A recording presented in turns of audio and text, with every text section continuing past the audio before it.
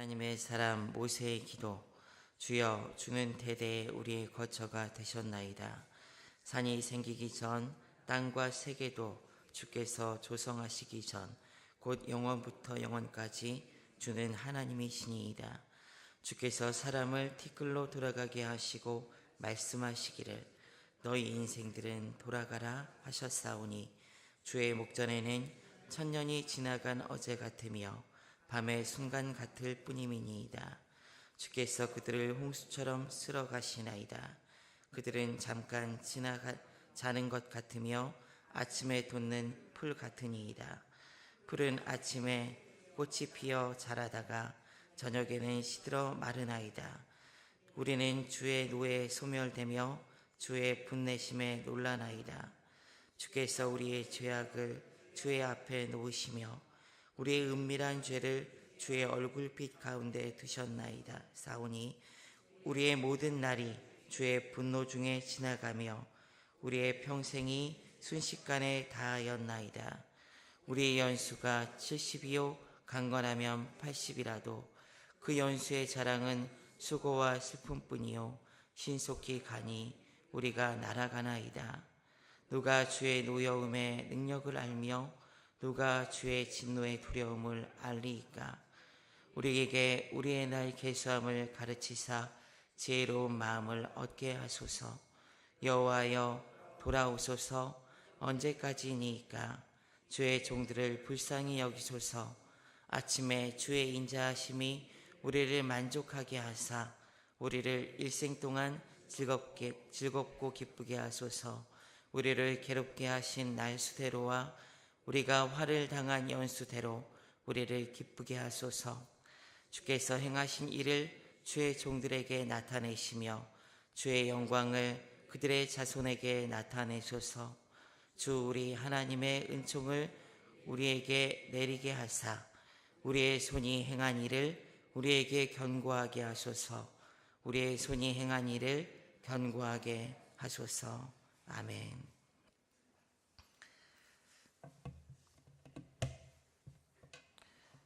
삶의 지혜에 대해서 많은 사람들은 갈망합니다.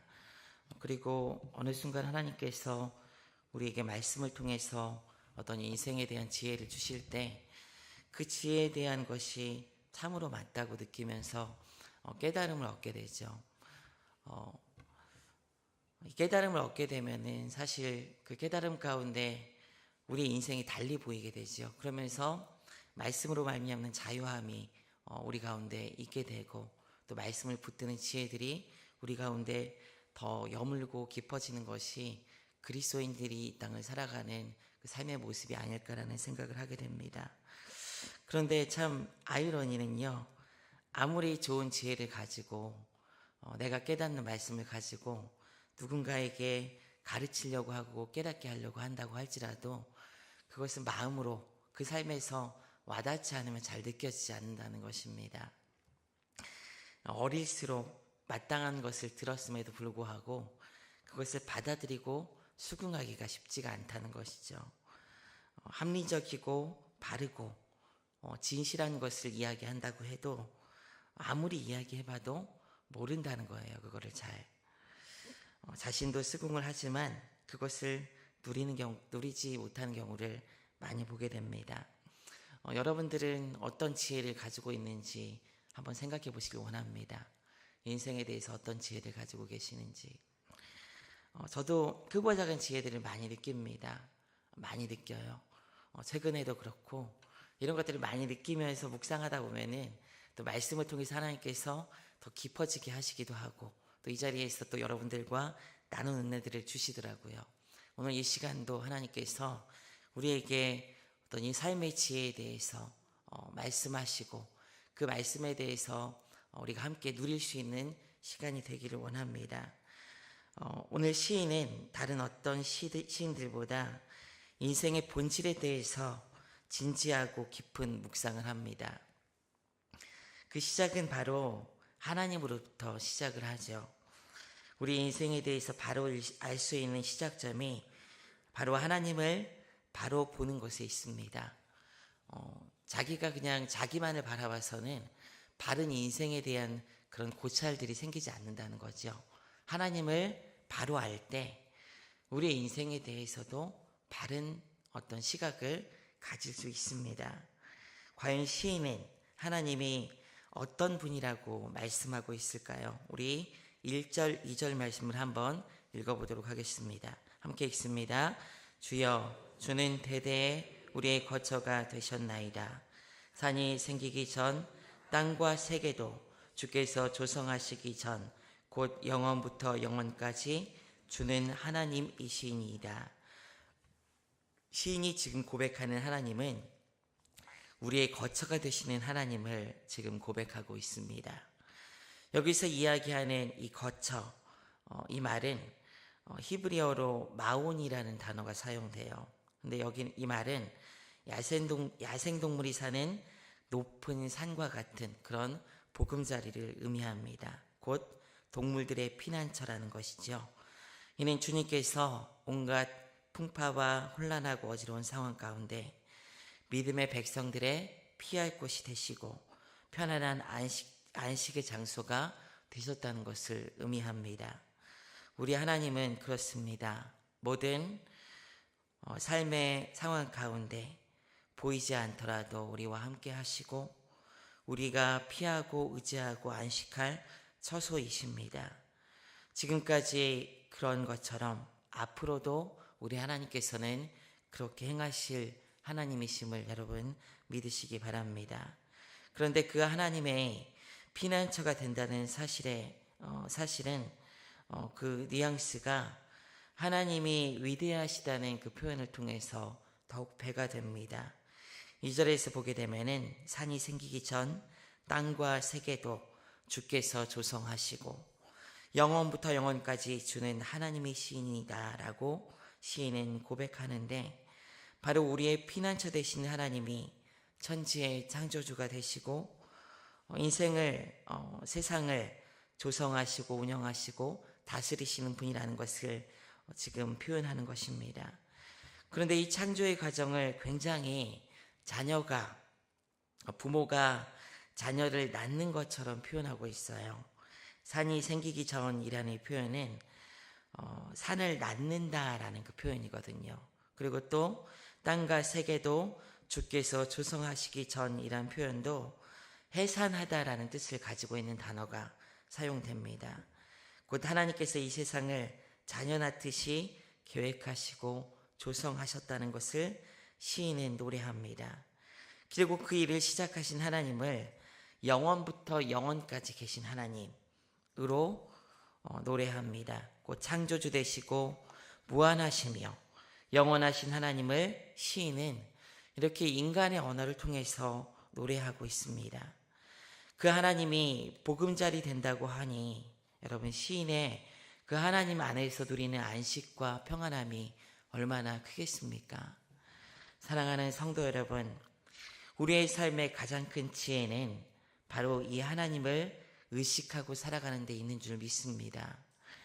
창조주 하나님, 역사를 주관하시고 다스리시며 천지의 시작과 끝을 알리시고 그 끝에 정점을 서신 바로 우리 하나님께서 우리의 보금자리 되심을 여러분 믿으시기 바랍니다. 이 하나님이 우리의 삶의 주인이 되십니다. 그 하나님을 여러분 의식하고 살아갈 수 있기를 원합니다. 이렇게 하나님을 의식하면서 우리가 보게 되는 놀라운 진리가 있습니다. 평안함을 누리기도 하지만은 우리의 인생을 꿰뚫는 진리가 있다는 거예요. 그것은 무엇이냐면은 우리 3절 말씀을 한번 읽어보도록 하겠습니다. 함께 읽습니다. 주께서 사람을 티끌로 돌아가게 하시고 말씀하시기를 너희 인생들은 돌아가라 하셨사오니, 바로 티끌로 돌아가는 인생에 대해서 시인이 이야기한다는 것이죠. 여기서 하나님은 사람이 티끌로 돌아가게 하시고 주관하시는 분임을 시인은 강조하면서 우리 인생의 본질을 티끌과 같은 존재, 연약한 존재, 굉장히 나약한 존재임을 말씀하고 있습니다. 시인은 여기서 인생의 하나님을 알지 못하다면은 아마 무상함을 느꼈을 것입니다. 아무것도 없구나라는 것을 느꼈을 것입니다. 아무리 화려하게 보인다 해도 결국 티끌로 돌아가는 것이 우리 인생이라는 것을 고백합니다. 아무리 100년 그렇게 산다 할지라도, 오래 산다, 장수한다 할지라도 그 하나님을 바라볼 때 티끌과 같은 인생이라는 것을 느낄 수밖에 없는 것이 바로 인생이라는 것을 시인은 고백합니다. 그래서 4절에서는 이렇게 얘기해요. 주의 목전에는 천년이 지나간 어제 같으며 밤의 순간 같을 뿐임이니이다. 하나님께서는 인생을 홍수처럼 쓸어가시며 이런 인생은 마른 풀과 같습니다. 하나님의 분노에 순식간에 소멸되고 사라지는 것이 인생이라는 것이죠. 이런 인생 가운데 죄가 있다 할지라도 하나님 앞에 철저하게 드러날 것이고 그 죄악에 대해서 하나님은 분노하시며 이 분노 가운데 티끌로 돌아가며 끝나는 것, 이렇게 허무한 것이 인생이라는 것을 여러분 알고 계시길 원합니다. 알고 계셔야 돼요. 저는 시편 90편 9절 10절이 인생에 대해서 표현하는 굉장히 아름답기도 하고 또 정확히 짚고 있는 말씀이라고 생각해요. 우리 같이 한번 읽어보도록 하겠습니다. 우리의 모든 날이 주의 분노 중에 지나가며 우리의 평생이 순식간에 다하였나이다. 우리의 연수가 70이요 강건하면 80이라도 그 연수의 자랑은 수고와 슬픔뿐이며 신속히 가니 우리가 날아가나이다. 하나님께서 죄악을 심판하시는 분이신데 순식간에 지나간다는 거예요. 순식간에 우리 연수가 70, 80 사는 인생은 자랑할 것을 찾아도 찾을 수 없고 오직 수고와 슬픔뿐이다. 그것도 신속히 지나간다라고 얘기한다는 것이죠. 그래서 시인이 이렇게 표현해요. 우리가 날아가나이다. 여러분 얼마나 빨리 지나가면 날아가니이다 이렇게 표현하겠습니까? 여러분 날아가는 인생입니다. 날아가는 인생. 이 안에서 무슨 부귀 영화를 누리려고 하십니까? 이 안에서 무슨 옳고 그름이 맞다고 그것을 이야기하면서 자기 영광을 구하겠습니까? 그냥 하나님만 바라볼 뿐이에요. 우리는요. 하나님만. 요즘 우리 아이들이 돈에 대해서 이런 질문을 해요. 첫째가요. 아빠 5,000원이 큰 돈이야? 저한테 그렇게 물어봐요. 5,000원이 돈이 큰 거야? 라고 물어봐요. 그럼 여러분들 어떻게 대답해 주시겠습니까? 큰 거야 이렇게 대답해 주시겠습니까? 아니면 뭐 그게 큰 돈이야 이렇게 대답해 주시겠습니까? 참 뭐라고 얘기하기 좀 아이러니한 좀 어려운 돈이에요. 제가 그렇게 대답해요. 아마 5,000원이 큰 돈인지 아닌지는 판단할 수 있는 것은 그 돈으로 무엇을 할 수 있느냐, 무엇을 하느냐, 무엇을 사느냐에 달려있는 거야. 그게 큰 돈이랬고 아니고는 네가 그냥 판단하는 게 아니라 그게 무엇을 할 수 있는 돈이냐, 거기에 달린 거야. 우리 인생도 여러분 그렇습니다. 우리 인생이 크게 보이십니까? 작게 보이십니까? 하나님을 보고 여러분 판단하셔야 되는 거예요. 하나님 안에서. 누군가 앞에서 화려하고 아름답게 보이는 인생이라 해도, 멋지고 때깔나는 인생을 산다고 해도 우리 하나님 앞에서는 아무런 가치가 없는 무상하게 지나가는 것이 우리 인생임을 여러분 아셔야 합니다. 그 하나님께서 죄인을 심판하시고 소멸하시고 벌을 내리시는 그 하나님이심도 여러분 아셔야 합니다. 그래야 우리는 우리의 인생을 자랑하지 않고 이에 대해서 목숨 걸고 살아가지 않고요. 마땅히 투자하고 우리가 쏟아내야 될 자원과 시간을 바른 곳에 쏟고 의미 있는 인생을 살 수 있습니다. 하나님을 모르면 우리는 우리가 잘난 듯이 살 수밖에 없어요. 여러분, 그것도요, 신앙생활도 그래요. 말씀 가지고 있다고 해서 거룩하게 사는 게 아닙니다, 여러분. 제가 가만히 느끼는 게 무엇이냐면요, 말씀을 가지고, 거룩한 것을 가지고 자기 욕심을 채우는 경우도 많아요, 여러분. 거룩한 것을. 그래서 이스라엘의 재판장들, 제사장들이 하나님의 분노를 샀던 거예요, 여러분. 교회 안에서도 그렇습니다. 거룩하다는 이름을 내세워서, 교회라는 이름을 내세워서 자기의 욕심과 실속을 챙기려는 시도들이 너무 많다는 거예요. 하나님을 여러분 보세요, 하나님을. 그래야 자기를 볼 수가 있습니다. 그러나 우리는 하나님께서 말씀으로 하나님을 알려주셨고, 또 그 아들 예수 그리스도로 인해서 보이지 않는 하나님의 선물을 누리게 하셨습니다.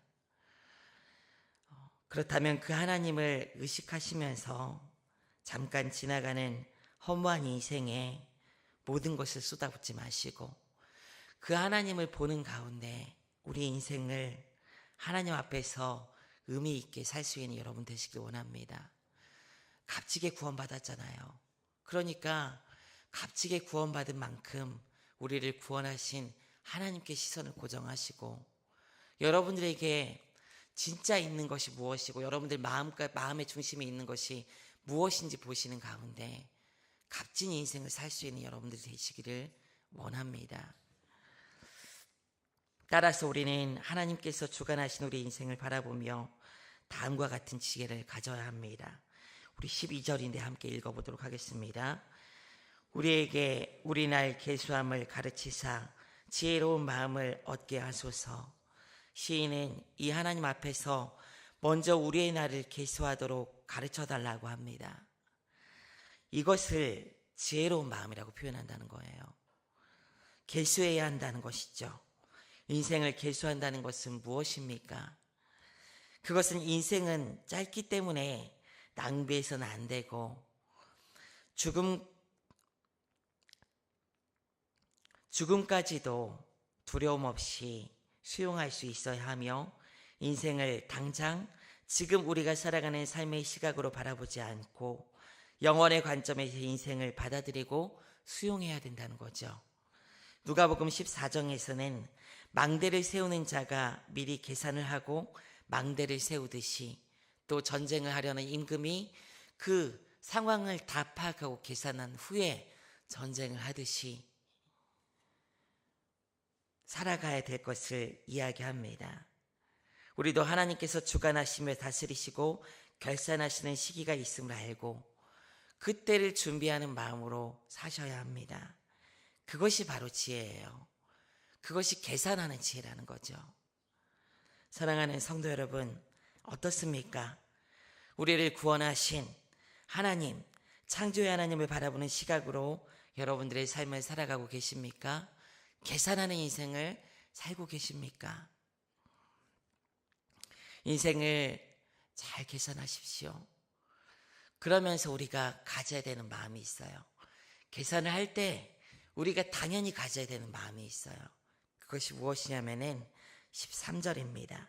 우리 함께 읽습니다. 여호와여 돌아오소서. 언제까지니까 주의 종들을 불쌍히 여기소서. 여러분, 불쌍히 여겨달라고 하나님께 기도하고 또 그런 마음으로 살아가시길 원합니다. 계산을 하면 할수록 느끼는 것은 무엇이냐면은 나에게 소망이 없다는 거예요. 나는 아무리 의롭게 살려고 하고 주님 앞에서 바르게 살려고 해도 결국 죄악 가운데 놓일 수밖에 없는 것이 우리 인생이라는 것입니다. 우리의 인생에 슬픔과 아픔밖에 없다는 것을 느끼는 것이 우리 인생이라는 거예요. 그래서 우리가 기도해야 되는 것이 무엇이냐면은 하나님 앞에 간구하고 나가야 되는 삶의 자세가 무엇이냐면은 주여 불쌍히 여겨달라고, 불쌍히 여겨달라는 그 기도라는 거죠. 뭐가 잘났습니까, 여러분? 뭐가 뛰어나면 뭐가 뛰어납니까? 뭐 많이 가지셨습니까? 얼마나 오래 사시려고요? 얼마나 부귀영화를 누리겠습니까? 단지 주님 앞에서 불쌍히 여겨달라는 기도, 그것이 우리가 하나님 앞에 간구해야 되는 기도일 뿐입니다. 우리는 참다운 기쁨과 소망을 그 하나님 앞에서 누리기를 원합니다. 이 하나님을 바라볼 때 여러분 삶에 지혜가 있는 거예요. 다른 데서 지혜가 있는 것이 아니라 이 하나님을 바라보면서 나를 바라볼 때 이 시인이 고백했던 것 같은 계산하는 지혜를 얻을 수 있고 그 안에서 불쌍히 여겨달라는 바른 고백을 할 수 있는 것이 우리 인생이라는 것입니다. 여러분들 오늘 이 아침에 주님 앞에 많은 기도 제목을 가지고 나온 줄 믿습니다. 오늘 하루도 말씀으로 힘을 얻어서 살아가시길 원합니다. 그리고 오늘 이 자리에서 기도할 때 꼭 기도하십시오. 주님 불쌍히 여겨달라고. 그래서 하나님의 은혜 안에 설 수 있는 여러분들 되시기를 주의 이름으로 부탁드립니다. 우리 다 같이 기도하도록 하겠습니다. 하나님 감사합니다. 지존하신 그 하나님, 영원하신 하나님, 우리의 거처되고 보금자리 되시는 그 하나님을 믿음으로 바라봅니다. 그 하나님 앞에서 그 하나님을 바라볼 때 우리의 인생 또한 순식간에 지나가는 날아가는 인생임을 시인이 고백했던 것 같이 우리의 인생을 바라볼 때도 시인과 같은 시각과 그 마음으로 바라보며 하나님 앞에서 계산하는 지혜로 불쌍히 여겨달라고 고백하며 은혜 안에 서는 자들이 될 수 있도록 도와주시옵소서. 우리가 가진 것, 우리가 할 수 있는 것, 우리의 능력, 우리가 보는 것, 우리가 누리는 것, 그것의 시각을 뺏기는 것이 아니라 하나님께 우리의 시선을 고정하고 그 하나님 앞에서 바른 지혜를 가지고 믿음으로 승리하며 아버지 하나님 앞에 살아갈 수 있는 귀한 영혼들 될 수 있도록 복 내려 주시옵소서. 감사드리며 예수 그리스도의 이름으로 기도드리옵나이다. 아멘.